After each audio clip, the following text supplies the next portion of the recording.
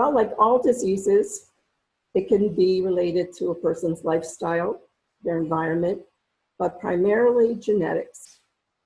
It runs in families. If there's someone in your family who has Alzheimer's, then you are at greater risk for developing Alzheimer's as well. Usually with early onset,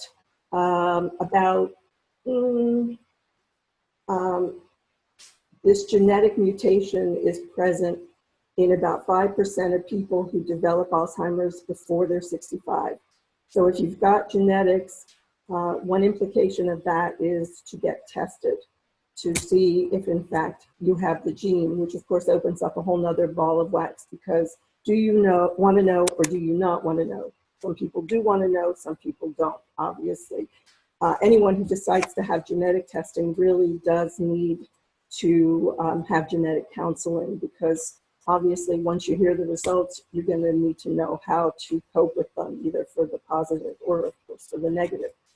Later onset Alzheimer's is because of toxic changes in the brain itself, the brain chemicals. The actual brain size does diminish the older we get, and then the brain has less connections, less nerve cells, more of the toxic chemical as time goes on, and that's why more people develop Alzheimer's at a later age.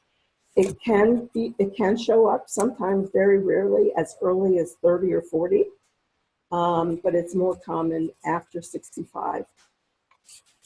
And I've heard people joke about that. They'll say to each other, oh, you must be developing Alzheimer's. Where's my key? Where's your keys? You know, you never can find your keys. You must be, you know, where you stand in front of the refrigerator to get something and you forget what it is you went there for. You say to yourself, oh no, I must be developing Alzheimer's.